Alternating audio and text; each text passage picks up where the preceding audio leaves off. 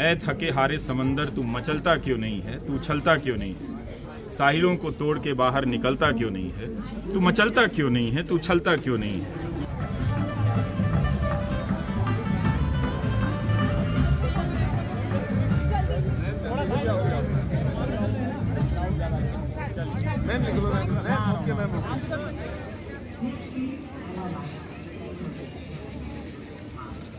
नमस्कार, हम हैं इस वक्त जयपुर लिटरेचर फेस्टिवल में जो क्लार्क्स होटल में हो रहा है जयपुर में। और माइक नहीं है तो क्या हुआ, आवाज़ मेरी तेज़ है। और हम आए हैं यहाँ पर, आप देख सकते हैं यहाँ मेरी किताबें रखी हुई हैं जो अंग्रेज़ी में आई थी।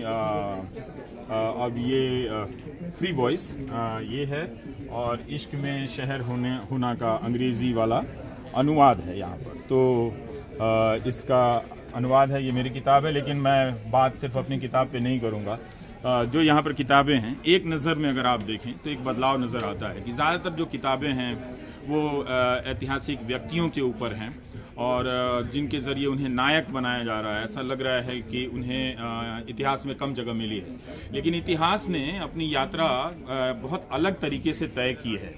जब शुरुआती दिनों में इतिहास इसी तरह से लिखा जाता था, व्यक्तियों का इतिहास लिखा जाता था, उनकी महानताओं की चर्चा होती थी। लेकिन बाद में धीरे धीरे लगा कि इतिहास को देखने की यह समग्रता, ये दृष्टि जो है वो ठीक नहीं है। तो इसलिए बाकी और प्रक्रियाओं पर भी नज़र डाली जाने लगी और जो शोधकर्ता हैं वो उस तरफ चले गए। इसका मतलब यह नहीं था कि किसी व्यक्ति के योगदानों को उन्होंने छोड़ दिया है, लेकिन राजनीति अब तय कर रही है कि नहीं, हम उसे अच्छा लगता है कि कोई उस जब आप प्रक्रियाओं का इतिहास पढ़ेंगे तो बहुत वक्त लग जाता है समझने में, सोचने में। अलग अलग इलाकों में अलग अलग समय में आपको यात्राएं करनी पड़ती हैं। मगर राजनीति चाहती है कि तुरंत कोई एक मूर्ति मिल जाए, कोई एक नायक मिल जाए जिसके नाम पर भावुकता पैदा की जाए, माला पहनाया जाए, जयंती मनाई जाए और इस तरह से कहा जाए कि इतिहास में इनका अनदेखा हुआ है। तो ये एक बदलाव दिख रहा है कि बहुत सारे राइटर जो हैं वो व्यक्तियों के ऊपर लिख रहे हैं, बहुत सारे व्यक्तियों के ऊपर लिखी गई किताबें आ रही हैं। आप शुरू कर सकते हैं फिल्मों से। आप देखिए कि ये गुरुदत्त पर की किताब है और इस तरह की किताबें तो आती ही रहती हैं। और हरिप्रसाद चौरसिया जी पर किताब है ये। लेकिन ऐतिहासिक चीज़ें आप पढ़िए, कितने शानदार बांसुरी वादक रहे हैं। ऐसी किताबों की चर्चा बहुत कम होती है, लेकिन ऐतिहासिक नायक ढूंढे जा रहे हैं। अब देखिए एस.डी. बर्मन पर ये किताब आई है, लगता है सत्या सरन ही ये किताबें लिख रहे हैं। तो ये इतिहास में ये भी एक किताब है कि शांतनु दास की ये किताब है, India empire and first world war culture. तो अगर आप यहाँ से देखें तो बहुत सारा व्यक्तियों पर किताबें लिखी गई हैं और किताबों के ऊपर व्यक्तियों के नाम अब उसमें हावी होते चले जा रहे हैं और जिससे आप कह सकते हैं कि इतिहास को इस किताब को देखना चाहेंगे। इसमें ये भी आ गए हैं स्टालिन, तो ये भी इनके तानाशाही दौर को भी इतिहास में याद किया जाता है, किया भी जाना चाहिए। इनके समय के रूस के बारे में याद किया जाता है। इन सब तानाशाहों को जानना चाहिए, तभी आपको पता चलेगा कि इनके बहुत ही रिटेल संस्करण, खुदरा संस्करण आज के दौर में अलग अलग तकनीकी, अलग अलग तरीकों से आपको नज़र आएंगे।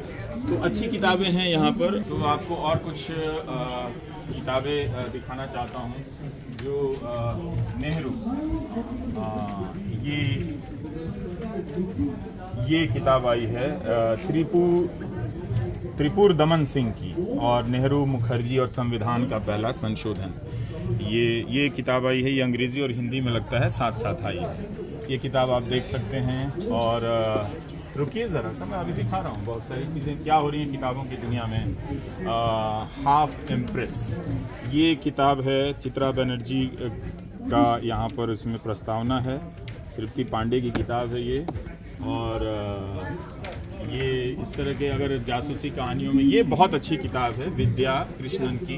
तो ये फैंटम प्लेग, इस किताब में ये चीज़ डील किया गया है कि बहुत सारे जो डॉक्टर हैं वो आपको कई तरह के गैर ज़रूरी एंटीबायोटिक्स देते हैं, और एंटीबायोटिक्स देते देते आपके शरीर की प्रतिरोधी क्षमताएं ख़त्म हो जाती हैं। उसका नतीजा ये हुआ कि जो टीबी की दवाइयाँ हैं वो असर कम करती हैं। अगर आपने टीबी के इलाज में देर कर दी तो आपका ख़तरा बढ़ सकता है। तो ये वो किताब है विद्या कृष्णन की, फैंटम प्लेग, मतलब इसे भी एक प्लेग कहा गया, महामारी कहा गया है कि टीबी का जो रोग हमारे जनजीवन में फैला हुआ है। तो आप देख सकते हैं। अब ये की किताब आई थी, उनकी जीवनी लिखी है अक्षय मुकुल ने अंग्रेज़ी में ही। ये विनीत गिल हैं और निर्मल वर्मा के जीवन पर अंग्रेज़ी में किताब आई है।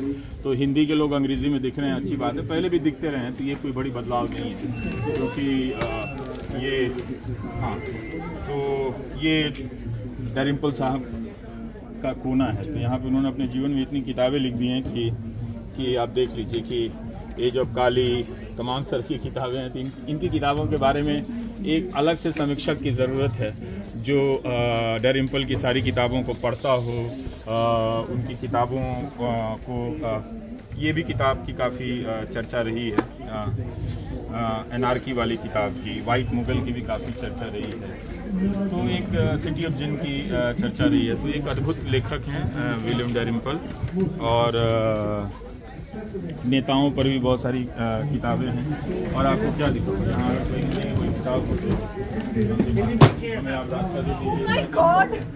नमस्कार, थैंक यू। तो राजस्थान के ऊपर अगर आप जानना चाहते हैं तो इतनी मोटी किताब राजस्थान के इतिहास में। तो अब बताइए कि इतिहास पढ़ता कौन इस देश में? ज़्यादातर जो अच्छे छात्र होते हैं या जो नहीं भी होते हैं उनको ठेल के इंजीनियरिंग मेडिकल की तरफ धकेल दिया जाता है। जो मेडिकल में जाता है वो अगला 15 साल के लिए मेडिकल की किताबें पढ़ने में फिक्स हो जाता है। जो इंजीनियरिंग में जाता है नौकरी और दहेज मिलते ही पढ़ना बंद कर देता है ज़्यादातर लोग। तो अब अचानक आप एक सुबह उठते हैं, कहते हैं हमें इतिहास नहीं पढ़ाया गया, तो ले पढ़ लीजिए आप, ये राजस्थान की इतनी मोटी किताब है, आइए ख़रीदिए। तो पढ़ेंगे नहीं, और फिर किसी मंच पे जाके किसी बहुत ही ख़राब किस्म के नेता से ज्ञान भी आप कैसे सुन लेते हैं कि इतिहास हमें नहीं पढ़ाया गया। उनसे पूछिए कि वो अपने जीवन में पढ़ते कितना घंटा थे, तो उनको जवाब देते नहीं बनेगा। तो एक तरह से अब ये सब भी किताबें हैं, आप देख लीजिए, ब्रिटिश इंडियन आर्मी पर लिखी गई हैं, इतनी सारी किताबें हैं। पढ़ेंगे तब आपको पता चलेगा कि इतिहास में क्या क्या पढ़ाया गया है। विवेकानंद पे ये किताब आई है, किसी ने लिखा ही है, हिंदी इधर है। तो ये हिंदी की दुनिया है।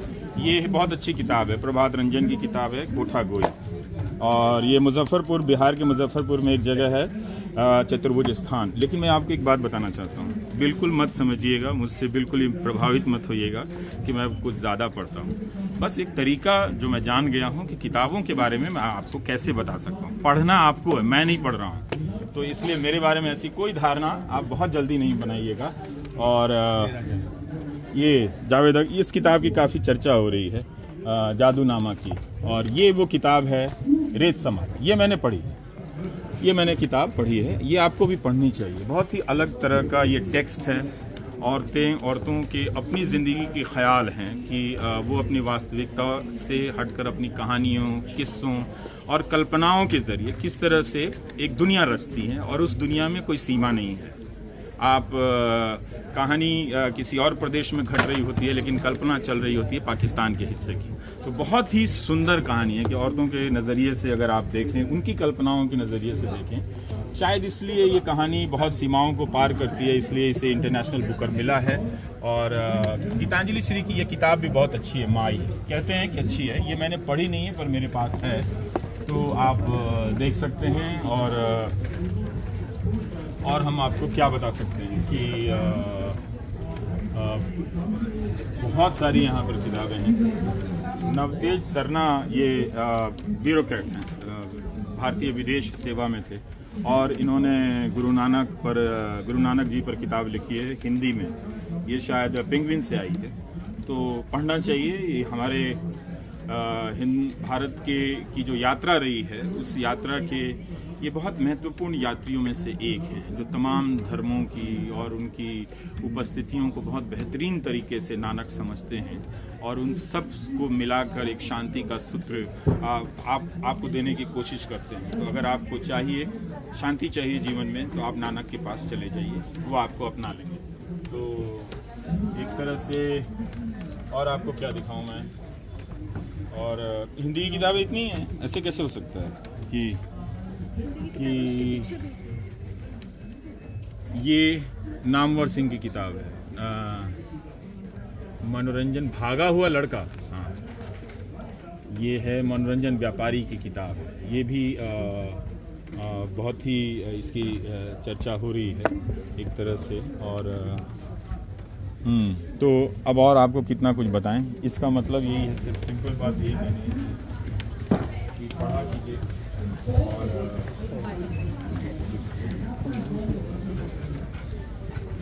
ये सब भी किताबें अगर आप कोशिश करें कि अपने भीतर पढ़ने, कई लोग पूछते हैं क्या पढ़ना चाहिए बताइए, तो एक तो मैं कोई बाबा नहीं हूँ कि हर बीमारी का इलाज आपको बता दूँ, लेकिन हाँ अगर आप पढ़ना चाहते हैं ना तो अपनी रुचियों का विस्तार कीजिए, उसमें प्रयोग कीजिए। अब ये किताब है, शायद कोई ना खरीदे, लेकिन 1971 के साल में बांग्लादेश की तरफ क्या लिखा जा रहा था, तो उस तरह की कहानियाँ आप पढ़ेंगे तो आपको एक समाज को, उसकी भावनाओं को भी समझने में आपको मदद मिलेगी। आप थोड़ा सा और कुछ जानेंगे, इतिहास को, अपने समय को समझने के लिए आप और बेहतर तरीके से जिसे कहते हैं लैस हो सकेंगे, इक्विप्ड हो सकेंगे।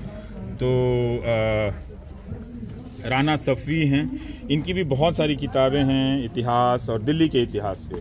तो अगर आप इनकी दुनिया में प्रवेश करेंगे तो आप दिल्ली को इतना जानेंगे कि आप उससे बाहर नहीं आ पाएंगे। फिर आप कहेंगे कि हमें इतिहास पढ़ाया नहीं गया। इतने सारी किताबें दिल्ली के ऊपर लिखी गई हैं, उसके इतिहास पे लिखी गई हैं, आप देख लीजिए, आप पढ़िए दिल्ली के इतिहास के बारे में। तो और अगर नहीं लिखी गई हैं तो आप पढ़कर आप भी लिखिए, सिंपल बात है। इसका तो एक ही समाधान है, पर आप ये नहीं कह सकते कि हमें नहीं पढ़ाया गया और हम नहीं पढ़े। सच्चाई ये है कि आप पढ़ते नहीं हैं, और लिखने वाले इस देश में इतिहासकार बहुत कम है। कोई अगर मंत्री ऐसी बात कहता है तो आप उससे सिंपल सवाल पूछिए कि आपके देश में इतिहास का कितना बजट है, उस पर रिसर्च का कितना बजट है, कितने लोग इतिहासकार हैं, इतिहास पढ़ाने का जो करियर है वो इतना ख़राब क्यों बनाया गया, इतिहास का मजाक क्यों बनाया गया। इन सब बातों को अगर आप पूछेंगे तो मैं आपको लिख के देता हूं कि जनाब से एक जवाब देते नहीं बनेगा, उनकी हालत ख़राब हो जाएगी। लेकिन वो कहेंगे हाँ जी इतिहास नहीं पढ़ाया गया, आप भी बैठे बैठे कहेंगे इतिहास नहीं पढ़ाएंगे। इतनी सारी किताबें लिखी गई हैं तो कोई लिख ही रहा है ना, कोई पढ़ ही रहा है ना। अगर आपको लगता है कि इसके बाद भी कोई किताब बच गई तो आप लिख दीजिए। तो ये सब जो प्रोपेगेंडा चल रहा है इससे निकलिए, और हमेशा किताबों की दुकानों पे खरीदने के लिए मत आइए, देखने के लिए भी आइए कि इन किताबों की सूची को देखना, इनके कवर को देखना भी अपने आप में बहुत सुंदर अनुभव होता है। तो ये कितना सुंदर, ये देखिए गणित पे किताब निकल आई जी, हाँ, और कुछ भी आप खींच ली तो आप जानेंगे। यहाँ पर कालिदास पर यहाँ पर किताब है, तो आप कैसे नहीं जानेंगे। तो इसलिए बहुत ज़रूरी है कि आप इसको, बहुत सारी किताबें जो है ना हमें पता नहीं चलती हैं कि ऐसी कोई किताब आई है। तो अगर आप किताबों की दुकानों में भटकेंगे, आज नहीं किसी और दिन ले सकते हैं, आप किसी और वक्त में ले सकते हैं। तो एक आखिरी किताब से अपनी बात खत्म करता हूँ, कैफ़ी आज़मी की किताब। हमने तो नहीं, मुझे नहीं मालूम था कि कैफ़ी आज़मी की यहाँ किताब रखी है, तो पढ़ दूँ। ऐ थके हारे समंदर तू मचलता क्यों नहीं है, तू उछलता क्यों नहीं है, साहिलों को तोड़ के बाहर निकलता क्यों नहीं है।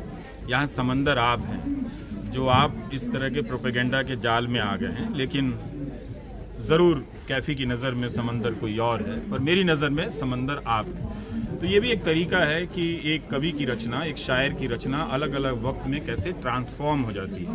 ऐ थके हारे समंदर तू मचलता क्यों नहीं है, तू उछलता क्यों नहीं है, साहिलों को तोड़ के बाहर निकलता क्यों नहीं है, तू मचलता क्यों नहीं है, तू उछलता क्यों नहीं है। तेरे साहिल पर सितम की बस्तियां आबाद हैं, शहर के मेमार सारे खानमा बर्बाद हैं। मैं पहली बार पढ़ रहा हूँ। तेरे साहिल पर सितम की बस्तियां आबाद हैं, शहर के मेमार सारे खानमा बर्बाद हैं। ऐसी काली बस्तियों को तू निगलता क्यों नहीं है, तू उछलता क्यों नहीं है, तू मचलता क्यों नहीं है। तुझमें लहरें हैं न मौजें हैं न शुर, जुल्म से बेजार दुनिया देखती है तेरी ओर।